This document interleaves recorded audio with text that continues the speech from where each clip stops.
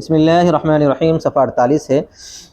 بات چل رہی تھی نہیں افعال شرعیہ کی. تو افعال شرعیہ کی جو نہیں ہوتی ہے ممانعات کے بعد بھی وہ ثابت ہوتی ہے. پھر اس میں ایک جو اعتراض تھے اس کا جواب دے دیا گیا ہے.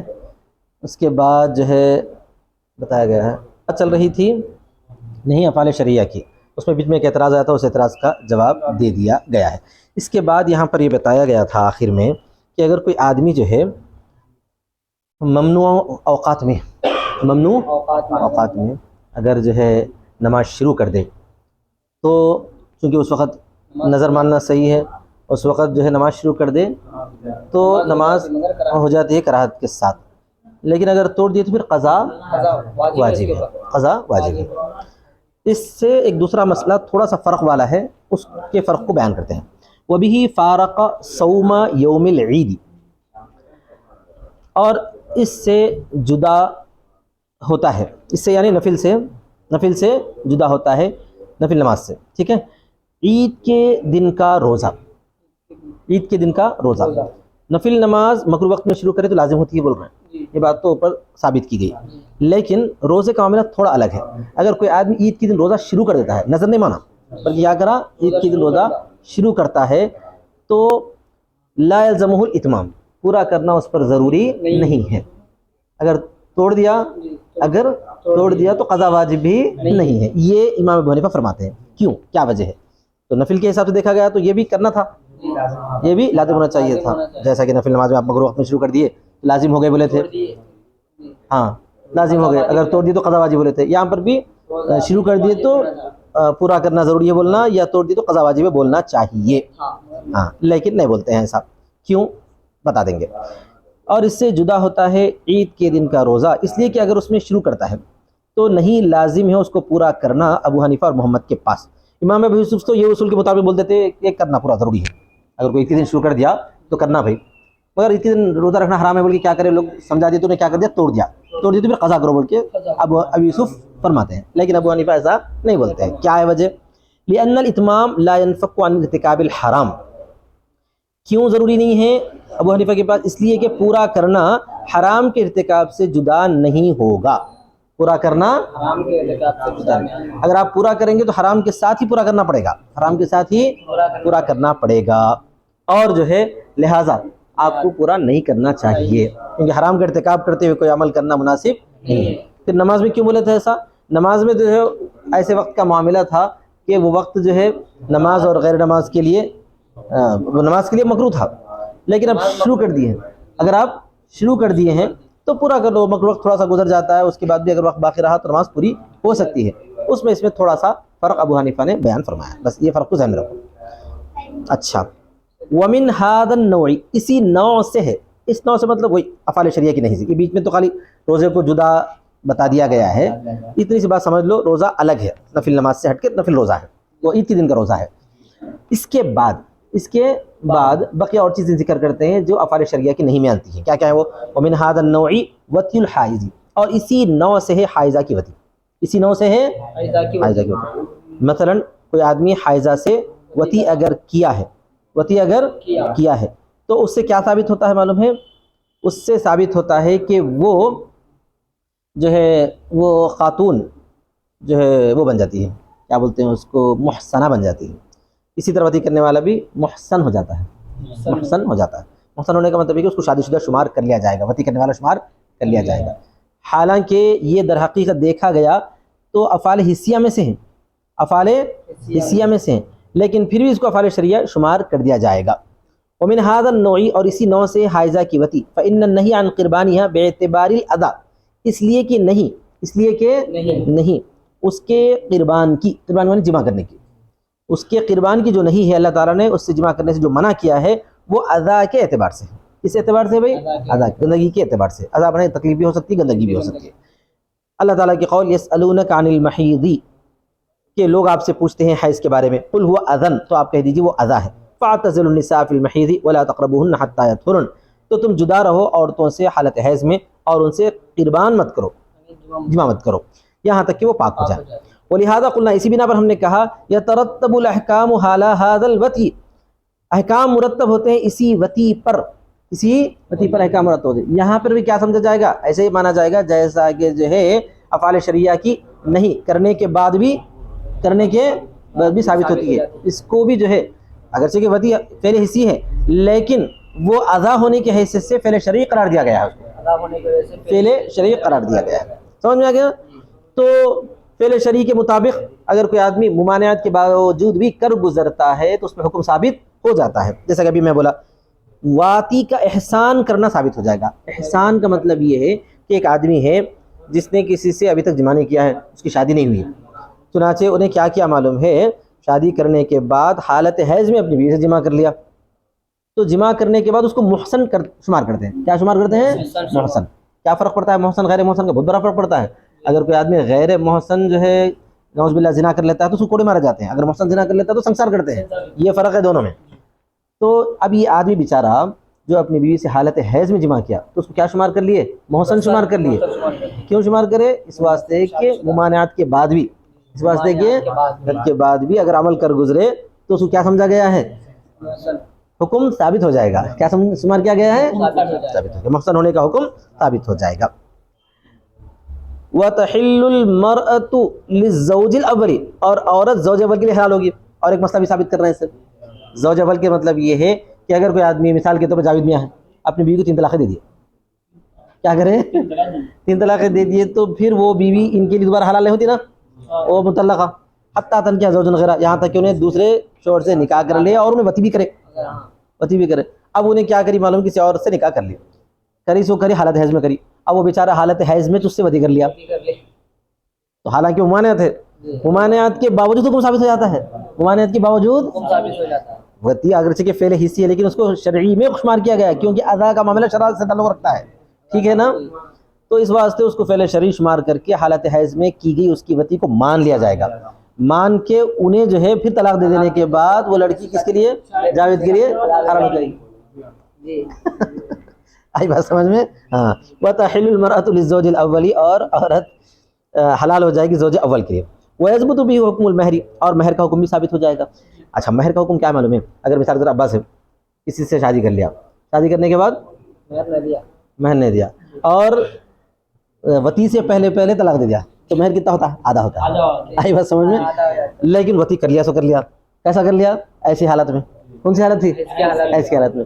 تو پھر مہر آدھا ہوگا پورا ہو جائیں گا حکم ثابت ہو جائیں گا اگرچہ کہ وہ ممانعت ہے لیکن اس کے باوجود بھی یاد رکھنا. آئی بات سمجھ میں؟ تو مہر کا حکم بھی ثابت ہو جائے گا. مہر کا یعنی پورے مہر کا حکم. ٹھیک ہے. والعدہ, اور عدت کا حکم بھی ثابت ہو جائے گا. اگر جو ہے بغیر وتی کرے کے طلاق دے دیا سمجھو انہیں, تو عورت پر عدت نہیں ہے. ایک طلاق سے انہیں کیا ہو جاتی ہے؟ بائنہ ہو جاتی ہے اور عدت گزارنے کی ضرورت نہیں رہتی. بغیر وتی کے آپ نکاح کر لیے, جماعت میں چلے گئے سمجھو, وہاں سے کیا کرے؟ چھوڑ دیے, تو اس کو عدت گزارنے کا ہے کیا؟ نہیں. بغیر عدت گزارے گی جاوید سے نکاح کر لے سکتی کیونکہ کچھ ہوا ہی نہیں معاملہ. لیکن اگر وہ سمجھو بیچارہ کیا کرا تھا, انہیں حالت حیض میں جو ہے وتی کر لیا, حکم ثابت ہو جائے گا. اب عدت گزارنا پڑتا ہے حالانکہ وہ عمل غلط ہے لیکن اس کے باوجود بھی حکم ثابت ہو گیا. اسی طرح نفقے کا مسئلہ ہے. نفقہ کیا ہے بھائی؟ خرچہ دینا. بیوی کو آپ خرچہ دینا کب ضروری ہے؟ انہیں جب آپ کے پاس آ کے رہ گئی اور آپ پر اپنی قدرت دے دی. سمجھ میں آ گیا نا سب؟ آپ کو اپنی قدرت دے دی تب جا کے آپ کو جو ہے اس کا نفقہ ادا کرنے کی ذمہ داری ہے. شادی کرنے کے بعد انہیں آپ کے پاس آئے نہیں, جو ہے کیا کہتے ہیں جماعت میں چلے گئے, انہیں اپنی اماں کے پاس رہ گئی تو خرچہ دینے کی ضرورت نہیں رہتی. مگر انہوں کیا کرے بولے تو شادی کرنے کے بعد نعوذ باللہ حالت حیض میں وتی کر کے جماعت میں چلے گئے تو کیا ہو جاتا ہے؟ خرچہ دینا پڑتا ہے کیونکہ وہ قدرت شمار ہو گئی. وہی بول رہا ہے. ٹھیک ہے. وَلَوْ امْتَنَعَتْ عَنِ التَّمْكِينِ لِأَجْلِ الصَّدَاقِ كَانَتْ نَاشِزَةً, اور اگر وہ قدرت دینے سے رک گئی مہر کی وجہ سے تو وہ ناشزہ شمار ہوگی ان دونوں کے پاس. ناشزہ کا مطلب یہ رہتا ہے کہ نافرمان. ناشزہ کا مطلب کیا رہتا ہے؟ نافرمان. اگر کوئی عورت جو ہے اپنے شوہر سے نکاح کرنے کے بعد اگر مہر مؤجل ہے, سمجھ میں گا نا, ادھار مہر ہے, تو انہیں جو ہے نہیں روک سکتی اپنے آپ کو, شوہر کو جو ہے قدرت دے دینا پڑتا ہے. آئی بات سمجھ میں؟ لیکن اگر معجل ہے, سمجھ میں آ گیا نا, نقد کا معاملہ ہے, تو انہیں بول سکتی پہلے پیسے اس کے بعد انٹری, سمجھ میں آ گیا؟ سیلف سروس معجل اگر ہے تو بول سکتے ہیں، یہاں پر معجل کا مسئلہ ہے، یہاں پر سمجھ میں آ گیا؟ اگر وہ روکی قدرت دینے سے مہر کی وجہ سے، صداق میں مہر کی وجہ سے، کانت ناشزۃ عندہما، تو وہ اس کے ان دونوں کے پاس جو ہے ناشزہ شمار ہوگی، کس کے پاس جو ہے دونوں کے پاس، صاحبین کے پاس، فلا تستحق النفقہ، تو وہ نفقے کی مستحق نہیں ہوگی۔ کیا مطلب ہے؟ یہ بتانا چاہتے ہیں کہ جو ہے جب تک جو ہے انہیں قدرت نہیں دی، ہاں اگر مہر مؤجل ہے تو یا فرق رکھنا، اگر مہر مؤجل ہے تو انہیں جو ہے اپنے آپ کو قدرت دینے سے منع نہیں کر سکتے، اگر قدرت دینے سے منع کرے گی تو انہیں نافرمان ہے، اس کو جو ہے نفقہ وغیرہ دینے کی ضرورت نہیں۔ اب آگے دیکھیے، اس کے بعد وہی بات بتاتے ہیں آگے کا، اب تک جو تفصیلات آئی تھی نا، اسی تفصیل کے تعلق سے قاعدہ بیان کریں، قاعدہ ذہن میں رکھو، حرمت الفعل لا تنافی ترتب الاحکامی، فعل کا حرام ہونا احکام کے مرتب ہونے کے خلاف نہیں ہے۔ جملہ کیا ہے یہ؟ حرمت الفعل لا تنافی ترتب الاحکامی، فعل کا حرام ہونا اس پر احکام مرتب ہونے کے خلاف نہیں ہے۔ بول میں جیسے حالت حیض میں طلاق کرنا، حالت حیض میں بتی کرنا فعل حرام ہے، لیکن اس کا جو حکم ہے وہ مرتب ہو جائیں گا، وہی بات کا طلاق الحائض، جیسا کہ حائضہ کی طلاق دینا۔ یہاں پہ بھی کیا قصہ ہے، دیکھو حائضہ کی طلاق کا مطلب کہ حالت حیض میں طلاق دینا غلط ہے، اگر آپ کو طلاق دینا ہی ہے تو طہر کی حالت میں طلاق دو، اور ایسی طہر میں جس میں جمع نہیں کی ہے، لیکن اگر کوئی آدمی حالت حیض میں طلاق دیا وہ فعل حرام ہے، تو طلاق پڑتی کیا نہیں پڑتی؟ آنا فرماتے ہیں پڑ جاتی ہے، فعل حرام ہے لیکن حکم تو مرتب ہو جائے گا۔ والوضوء بالمیاہ المغصوبۃ، دوسرے کا پانی لے کے وضو کر لیا، غصب کیے ہوئے پانی سے وضو کر لینا۔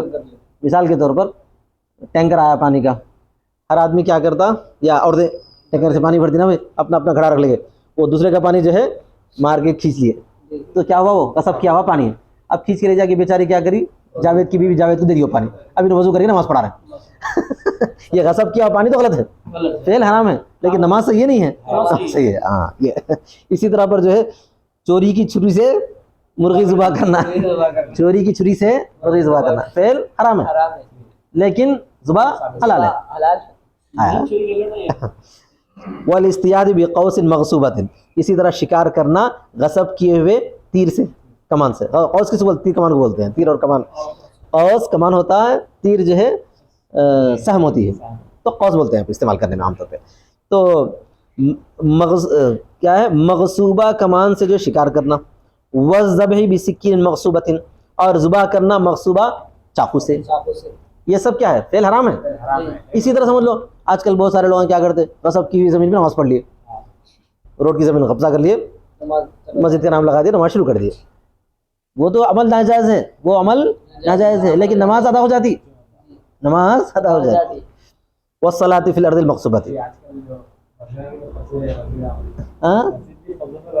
وہ سارے اللہ جانتا اب کیا ہے ارض مغصوبہ میں نماز پڑھنا، ارض ابھی جو مثال دیا، والبیع فی وقت النداء، اور ندا کے وقت میں بیع، مطلب جمعے کی اذان کے بعد، سمجھ میں آ گیا، اذان کے بعد بیع کرنا غلط ہے نا بھائی، لیکن آپ کر لیے بیع تو ہو جاتی ہے، فعل اگرچہ کہ حرام ہے۔ فإنه يترتب الحكم على هذه التصرفات مع اجتماعها على الحرمة، اس لیے کہ حکم مرتب ہوتا ہے ان تصرفات پر ان کے حرمت پر مشتمل ہونے کے باوجود، معنی باوجود ان کے حرمت پر مشتمل ہونے کے ساتھ، کیا مطلب ہے، یہ جو پورے اوپر سے عمل ذکر کیے گئے ہیں وہ سب کے سب عمل کیا غلط ہیں، وہ سب کے سب عمل غلط ہے، نہیں کرنا چاہیے لیکن کر دیے حکم ثابت ہوتا ہے۔ سمجھ میں آ گیا نا سب؟ وہ بھی اعتباری حاد الاصلی، تو یہ قاعدہ بتایا گیا، فعل کا حرام ہونا اس پر حکم مرتب ہونے کے خلاف نہیں، بس بول بس یہ قاعدہ ہے۔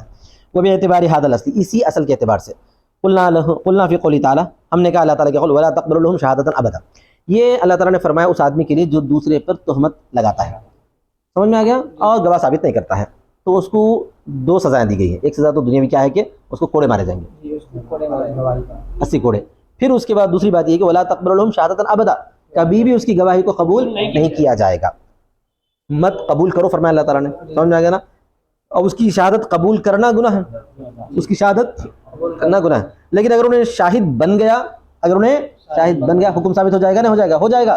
مثلا نکاح کے اندر اگر ایسے اس کو بولتے ہیں محدود فی القذف. کیا بولتے ہیں اس کو؟ قذف.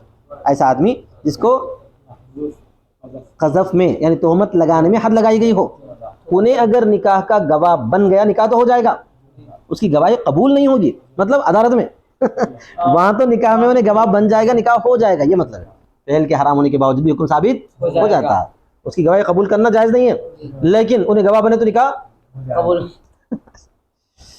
فینعقد النکاح بشہادت الفساق، اسی سے بے شک فاسق اہل شہادت میں سے، بے شک فاسق اہل شہادت میں سے. یہاں صرف محدود فی القذف بول کے نہیں بلکہ تمام فاسقوں کو لے لیے، تمام فاسقوں کو لے لیے کہ فاسق میں کھلم کھلا گناہ کرنے والا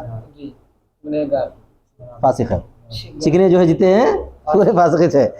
تو نکاح منعقد ہوتا ہے فاسقوں کی گواہی سے، اس لیے کہ نہیں شہادت کے قبول کرنے سے بغیر شہادت کے محال ہے. شہادت کے قبول کرنے کی نہیں، بغیر شہادت کے محال ہے. اللہ نے کیا فرمایا؟ شہادت قبول مت کرو فرمایا. اس کا مطلب ہے کہ وہ گواہ ہیں، اس کا مطلب کیا ہے؟ گواہ ہیں، لیکن تم ان کی گواہی قبول مت کرو. آئی بات سمجھ میں؟ تو دو باتیں سمجھ آتی ہیں، ایک تو یہ کہ گواہ بننا، ایک ہے گواہ کو قبول کیا جانا. عدالت میں گواہ قبول نہیں کی جائے گی لیکن گواہ وہ لوگ بن سکیں گے، اس لیے کہ نہیں شہادت کے قبول کرنے کی بغیر شہادت کے محل ہے. وَإِنَّمَا لَمْ تُقْبَلْ شَهَادَتُهُمْ لِفَسَادٍ فِي الْأَدَاءِ، اور ان کی شہادت تو قبول نہیں کی جائے گی ادائیگی میں فساد کی وجہ سے. ان کی شہادت تو قبول نہیں کی جائے گی، کیوں؟ ادائیگی میں فساد کی وجہ سے. لا لعدم شہادت اصلاً، نہ یہ کہ بالکل شہادت نہیں ہے، نہ یہ کہ بالکل شہادت نہیں ہے.